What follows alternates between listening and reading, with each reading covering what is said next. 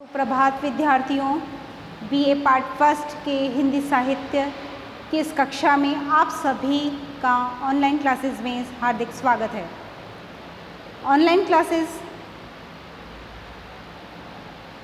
Shri Adinath Jain PG college द्वारा संचालित की जा रही हैं, जिसमें आप सभी को कुछ वीडियोस के माध्यम से ऐप के द्वारा आप अपनी पढ़ाई इस कोरोना काल की महामारी में भी अपने घर बैठे कर सकते हैं। समय का सदुपयोग हम सभी को करना है और पढ़ाई की निरंतरता बनी रहे, इसलिए यह पहल हर स्कूल और महाविद्यालय द्वारा की जाएगी। बीए पार्ट फर्स्ट के हिंदी साहित्य में आपके 2 पेपर होते हैं। एक पेपर हमेशा जैसे हम पढ़ते आए हैं, गद्य पेपर, और एक पद्य का पेपर। फर्स्ट पेपर जो आपका है वह है आदिकाल एवं भक्तिकालीन काव्य। पेपर फर्स्ट का नाम है आपके आदिकाल एवं भक्तिकाल।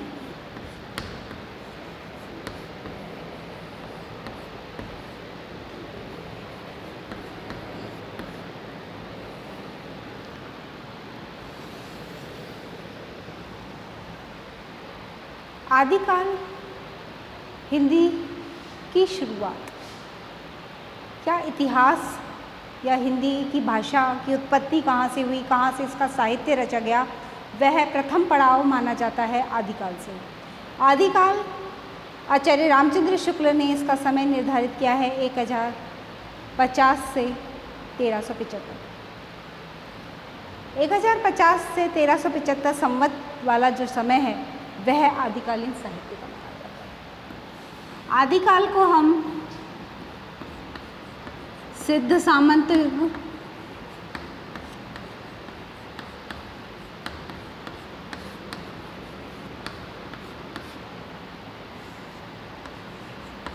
चारण काल,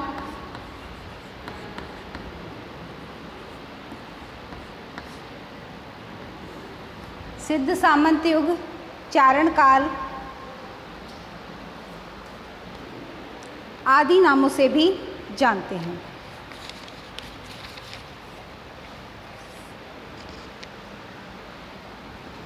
एक नाम है इसका वीर गाथा काल। चारण कवि होते थे जो सामंती राजाओं की प्रशंसा में काव्य रचनाएं करते थे, युद्ध की वातावरण का चित्र प्रस्तुत किया करते थे, वे चारण कवि होते थे। तो इसलिए यहाँ क्या हो गया, वीर गाथा काल, वीरों की गाथाओं का यह काल रहा है जिसमें हम रासो काव्य पढ़ते हैं।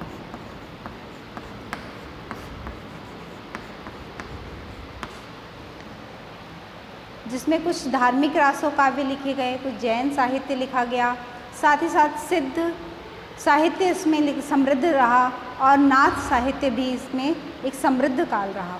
श्रृंगारिक रासो काव्य भी इसमें लिखा गया। इन सभी रासो काव्यों के साथ साथ जो वीर रस से युक्त जो कविताएं थीं, उस आधार पर इसे वीरगाथा काल नाम दिया है आचार्य रामचंद्र शुक्ल ने। आदिकाल की इस पाठ्य पुस्तक में आपके एक कवि निर्धारित हैं जो कि हैं विद्यापति।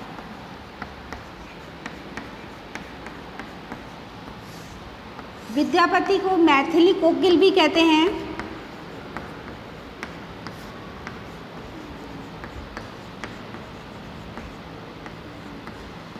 मैथिली भाषा में काव्य रचना की है, हिंदी के अधिक निकट रही है यह भाषा।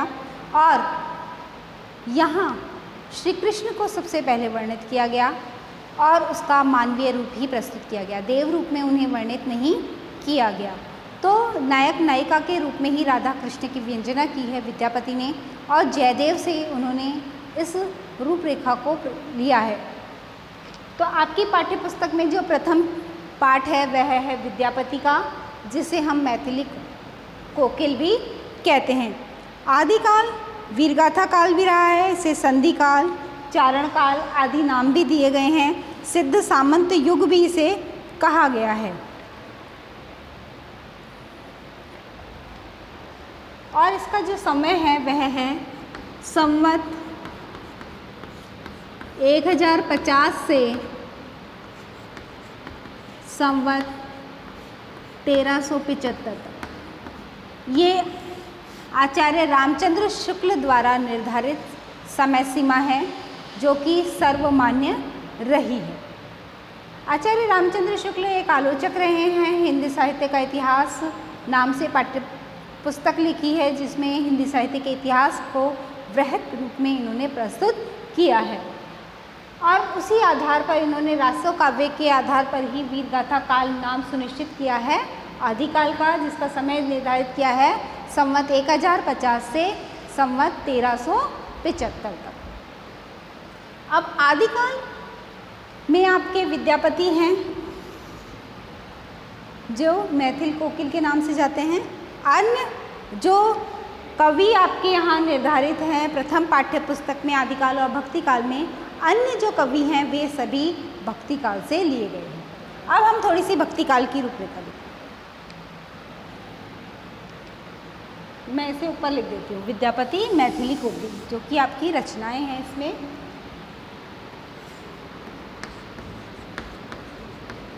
विद्यापति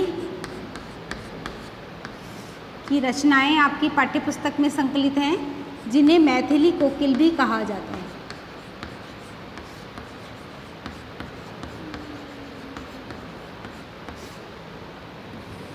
दूसरी बात अब हम करते हैं भक्तिकाल की।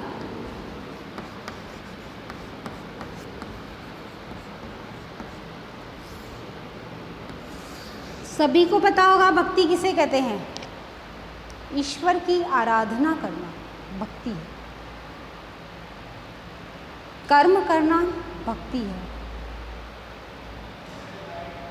मन में बुरे विचारों को समाप्त करके अच्छे विचारों को ग्रहण करना, सात्विकता के आधार पर ईश्वर की आराधना करना, जन कल्याण की कामना करना, सभी क्या है, भक्ति है।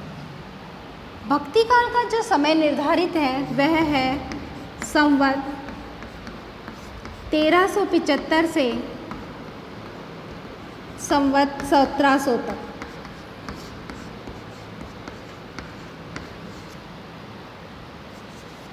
संवत 1375 से संवत 1700 का जो समय है वह है भक्ति काल। यह समय मुगल शासकों का समय है। भारतीय जनता राजनीतिक, सामाजिक और सांस्कृतिक स्तर पर पतन की ओर जा रही थी। मुगलों का आतंक छाया हुआ था और भारतीय जनता के पास भक्ति के अलावा अन्य कोई विषय शेष नहीं रहा था जहां वह अपने हृदय की बात कर सके। ईश्वर ही उनकी मुक्ति का मार्ग था। ईश्वर की आराधना करके वह अपने सभी कष्टों का निवारण कर देना चाहते। भक्ति काल में जो हमें भक्ति के रूप मिलते हैं वह दो रूप में मिलते हैं। एक है आपके निर्गुण भक्ति और दूसरी है आपके सगुण। निर्गुण क्या है? वे कवि जिन्होंने ईश्वर को निराकार माना है कि कोई आकार प्रकार कोई रूपरेखा नहीं है उस ईश्वर की और वह सभी के हृदय में व्याप्त है, घट घट का वासी है वह, अर्थात प्रत्येक व्यक्ति प्रत्येक प्राणी जगत में उस ईश्वर की ही अनुभूति होती है। तो उन्होंने ईश्वर का क्या रूप माना है? निराकार रूप माना है।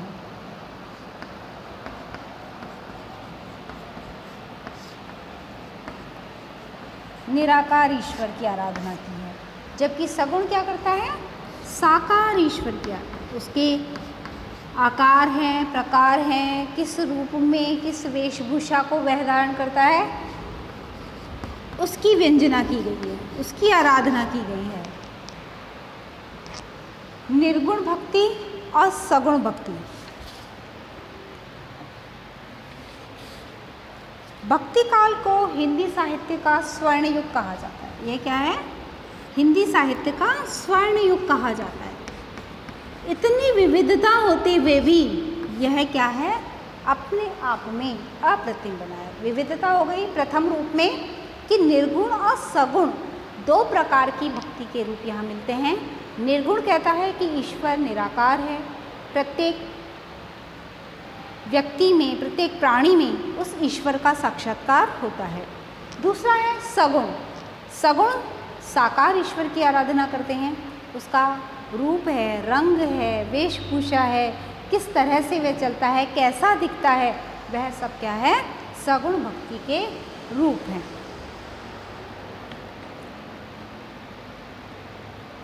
यह भक्ति काल एक प्रकार का आंदोलन रहा जो कि परिस्थितियों का ही रूप था कि जैसे हमने बताया कि मुगल कालीन संस्कृति पनप रही थी, भारतीय संस्कृति राजनीतिक सामाजिक स्तर पर पतन की ओर जा रही थी और ऐसे समय में कवियों के पास, या कह सकते हैं कि जो आम जनता थी उनके पास भक्ति के अलावा अन्य कोई मार्ग नहीं बचा। यहाँ के जो कवि थे वह स्व अनुभूत के आधार पर ही कवि बने हैं। विशेष रूप से किसी प्रकार की शिक्षा उन्होंने नहीं ली, जैसा समाज में देखा उसी आधार पर अपने काव्य का सृजन किया है। तो निराकार ईश्वर और साकार ईश्वर दो प्रकार की धाराएं यहाँ हमें मिलती हैं। निर्गुण संतों में जो कवि आते हैं वे ईश्वर के निराकार रूप में विश्वास करते हैं। क्या कहते हैं कि ईश्वर निराकार है। और इस धारा के कवियों को भी हम दो भागों में बांट देते हैं। निर्गुण काव्य धारा दो भागों में विभाजित हुई। एक थी संत काव्य परंपरा,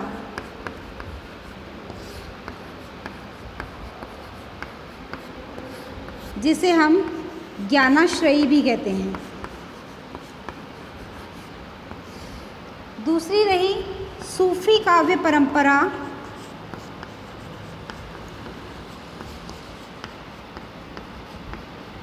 जिसे हम प्रेमाश्रयी भी कहते हैं।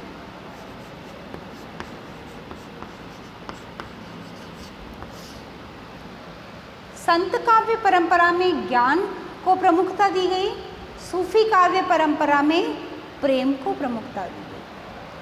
संत काव्य परंपरा के प्रमुख कवि हैं आपके कबीरदास जी।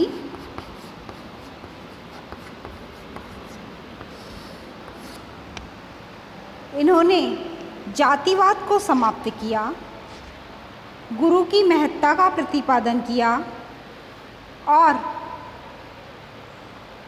इन्होंने आत्मा के विचार को महत्व प्रदान किया।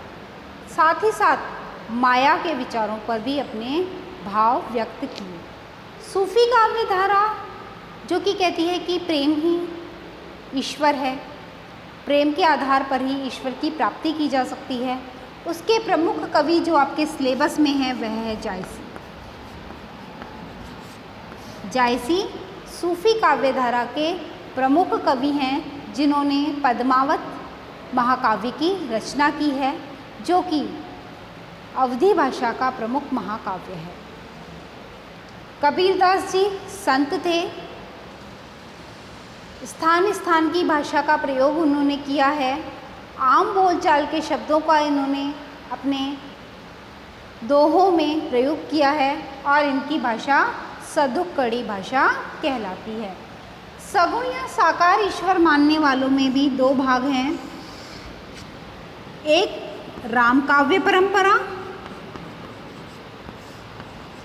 वे कवि जिन्होंने प्रभु श्री राम की आराधना की, विष्णु के अवतार धनुषधारी प्रभु श्री राम की आराधना की, वे राम काव्य परंपरा या रामाश्रयी कहलाए। दूसरी काव्य परंपरा रही आपके कृष्ण काव्य परंपरा,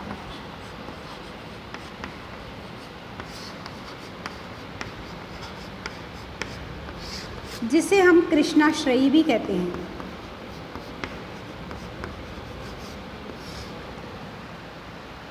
वे कवि जिन्होंने विष्णु के अवतारी कृष्ण की आराधना की, उनके चंचलपन को प्रस्तुत किया, मोहिनी मूरत को प्रस्तुत किया, मोर मुकुट वाले वे हैं, पीताम्बर पहनते हैं, नटखट चाल में चलते हैं, बांसुरी बजाते हैं। इस रूप में संपूर्ण आकार प्रकार वेशभूषा के आधार पर जो वर्णन किया गया वह कहाँ आ गया? साकार ईश्वर की आराधना में, जिसे हम कहते हैं सगुण काव्य परंपरा। राम काव्य परंपरा, प्रभु श्री राम की आराधना, धनुषधारी हैं, वन में जाते हैं, राक्षसों से मानव प्रजाति का कल्याण करते हैं। उस आधार पर, उस रूप रंग आकार के आधार पर इसे भी हम सगुण काव्य परंपरा के अंतर्गत रखते हैं। तो भक्ति काल हिंदी साहित्य का स्वर्ण युग है, जिसमें दो धाराएं चली, निर्गुण काव्य परंपरा और सगुण काव्य धारा। यह भी निर्गुण काव्य परंपरा दो भागों में विभाजित हुई, जिसे हम संत काव्य परंपरा और सूफी काव्य परंपरा या ज्ञानाश्रयी या प्रेमाश्रयी के नाम से जानते हैं। संत काव्य परंपरा के प्रमुख कवि आपके जो हैं वो कबीरदास जी हैं। सूफी काव्य परंपरा के प्रमुख कवि जायसी आपके सिलेबस में हैं। राम काव्य परंपरा के प्रमुख कवि तुलसीदास, जिन्होंने रामचरितमानस जैसा एक आदर्शवादी महाकाव्य लिखा और जिसे आज घर घर में पूजा जाता है। राम काव्य परंपरा के बाद हम आते हैं कृष्ण काव्य परंपरा के अंतर्गत। कृष्ण काव्य परंपरा में जो आपके प्रमुख कवि हैं वह है मीरा, रसखान, सूरदास, नंददास। मीरा, रसखान, सूरदास, नंददास, ये आपके जो प्रमुख कवि हैं वे आते हैं प्रेम काव्य परंपरा के अंतर्गत।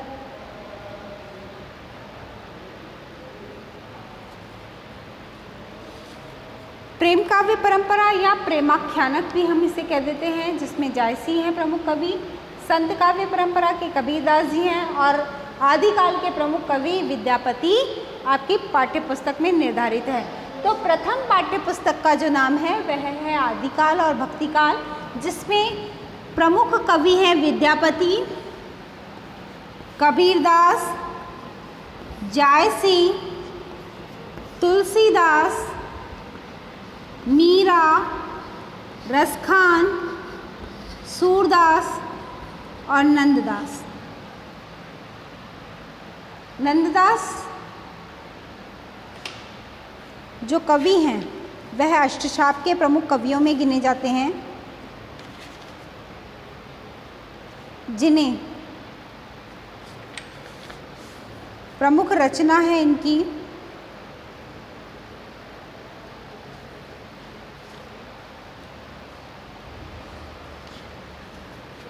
भंवर गीत, जिसका हम अध्ययन करेंगे। भंवर गीत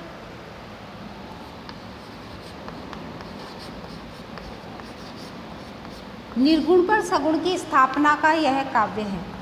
इनकी प्रमुख रचना है, जो पूरी रचना ही आपके कुछ पदों में है, जिसे हम पूरा पढ़ेंगे। अब हम इनकी एक एक की विशेषता देख लेते हैं कि संत काव्य परंपरा में जो कबीरदास जी हैं उन्होंने किन किन विशेषताओं के साथ काव्य का सृजन किया है और तुलसीदास जी ने किन काव्य गुणों को लेकर के काव्य का सृजन किया है। तो संत काव्य परंपरा के जो प्रमुख कवि हैं कबीरदास जी, इनके काव्य में हमें ब्रह्म का विचार मिलता है। संत काव्य की जो प्रमुख विशेषता है वह है ब्रह्म विचार। ब्रह्म विचार में वे कहते हैं कि जो आत्मा है वह परमात्मा का ही अंश है। आत्मा शरीर धारण करती है, शरीर में प्रवेश करती है, इसलिए उसका भिन्न रूप हो जाता है। अतः आत्मा परमात्मा का ही अंश है। उसके बिना या परमात्मा के बिना इस आत्मा का संचालन नहीं किया जा सकता। तो उन्होंने ब्रह्म पर अपने विचार दिए हैं कि अंतर्यामी हैं, घट घट व्यापी हैं, सूक्ष्म अजर अमर हैं। जो ईश्वर हैं वह सूक्ष्म हैं, अजर अमर हैं।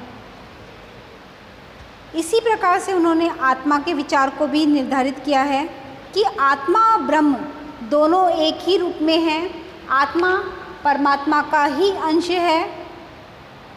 शरीरबद्ध होने के कारण आत्मा परमात्मा से भिन्न दिखाई देती है। ब्रह्म का विचार हो गया, ईश्वर कैसे हैं?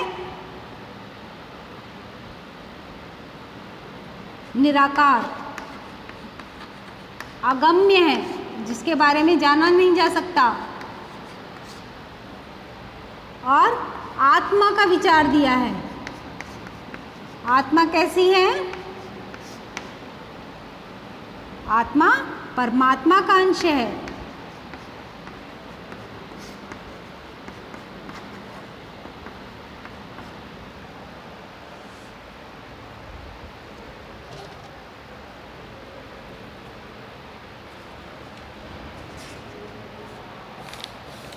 रूढ़ियों और बाह्य आडंबरों का विरोध यहाँ किया गया।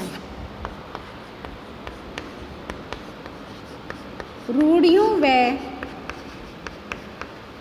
बाह्य आडंबरों का विरोध।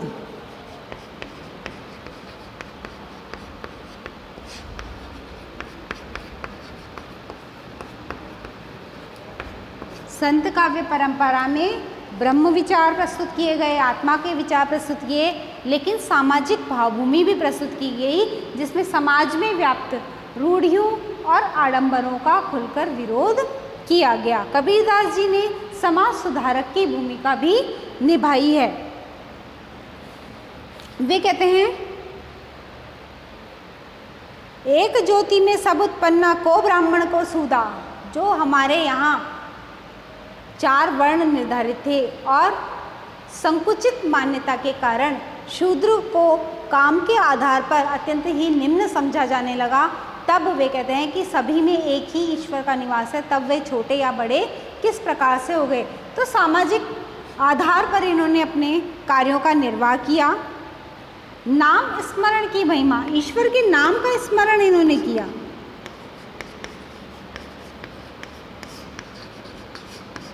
नाम स्मरण की महिमा बताई।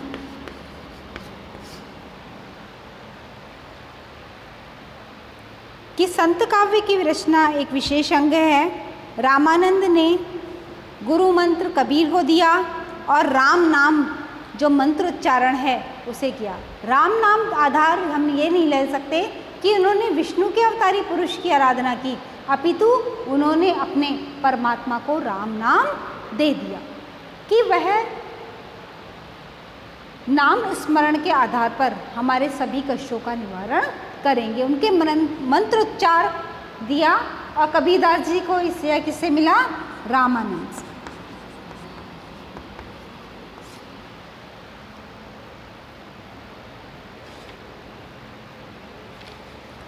और नाम स्मरण से ही तन और मन को एकाग्र किया जा सकता है। यदि हम किसी नाम विशेष के आधार पर ईश्वर की आराधना नहीं करेंगे तो हमारा तन और मन दोनों ही चंचल बने रहेंगे। तो कबीरदास जी केवल कबीरदास जी के दोहे ही नहीं, उसमें अत्यंत ही गूढ़ भाव भरे हुए हैं।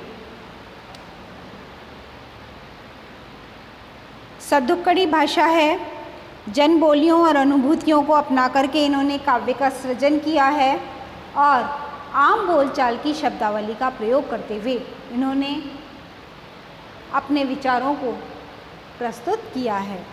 सूफी काव्य परंपरा जब मुगल भारत आए तो इनके साथ इनके कुछ धर्मगुरु भी है, जिनमें से सूफी प्रमुख रहे हैं। इन धर्मगुरुओं ने भारत में भारत की कथाओं को आधार बना करके काव्यों का सृजन किया। ऐतिहासिक चरित्रों को अपनाया, हिंदू राज परिवारों से संबंधित कथाओं को लिया और उन कथाओं के आधार पर प्रेम काव्य सृजित किया। जायसी का जो प्रमुख प्रेम काव्य है वह है पद्मावत, जिसके कुछ अंश आपकी पाठ्यपुस्तक में हैं। पद्मावत इनका प्रमुख महाकाव्य है, अवधी भाषा में लिखा गया है। राजा रतन सेन और पद्मावती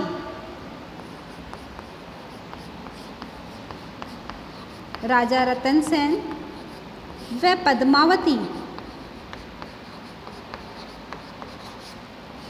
के प्रेम की कथा को यहाँ वर्णित किया गया है। सूफी काव्य और संत काव्य में अंतर यह है कि यहाँ आत्मा को स्त्री और परमात्मा को पुरुष बताया गया है, जबकि सूफी काव्य में आत्मा को पुरुष और परमात्मा को स्त्री के रूप में निर्धारित किया गया है। आत्मा रूपी पुरुष परमात्मा रूपी स्त्री को प्राप्त करने की कामना करते हैं और उस ईश्वर रूप में उसे अभिव्यक्त किया गया है। इनमें जो प्रमुख कवि हैं वे मंझन हैं, कुतुबन हैं, इन्होंने भी सूफी काव्य का सृजन किया है। अलौकिक से आदर्श प्रेम की व्यंजना यहाँ प्रस्तुत की गई है। कथा कैसी है? लौकिक स्तर की है, हमारी सामाजिक कथा है, ऐतिहासिक कथा है, इसे अलौकिक भावभूमि पर प्रस्तुत किया है। जैसे कि हमने बताया, रतन सेन आत्मा है जो कि पद्मावती रूपी परमात्मा के मिलन के लिए भटकते हैं और जीवन में अनेक कठिनाइयों का सामना करते हैं। तो आत्मा तड़प रही है परमात्मा से मिलने के लिए। उस लौकिक कथा को अलौकिक रूप में यहाँ व्यंजित कर दिया गया है। मानव के हृदय के सूक्ष्म भावों की अभिव्यक्ति इन्होंने प्रस्तुत की। ईर्ष्या, द्वेष, वैर आदि के स्थान पर स्नेह, प्रेम, दया, ममता, करुणा, सहानुभूति आदि अनेकानेक भावों को अभिव्यक्ति प्रदान की गई है। सूफी काव्य परंपरा में जो जायसी हैं, उनका पद्मावत जो महाकाव्य है वह आदर्श प्रेम की व्यंजना करता है। मनोरंजन का साधन कहना यह उचित नहीं है। लौकिक प्रेम गाथा के माध्यम से अलौकिक प्रेम की व्यंजना की गई है। सूफी साधना में आत्मा, परमात्मा, शैतान, गुरु इन सभी को प्रमुख रूप से स्थान दिया गया है। शैतान जो होते हैं वह परमात्मा की प्राप्ति में बाधक बनते हैं, उस रूप में यहाँ उनकी व्यंजना की गई है। राम काव्य परंपरा में तुलसीदास जी हैं, जिन्हें हम बचपन से ही पढ़ते आए हैं। राम की अनन्य भक्ति इन्होंने की है और साथ ही साथ समन्वय का काव्य लिखा है।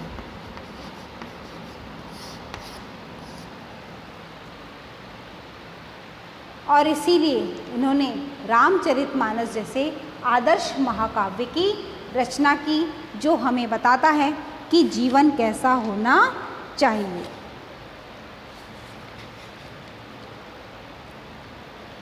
शील, शक्ति और सौंदर्य तीनों गुणों से युक्त राम का शील, शक्ति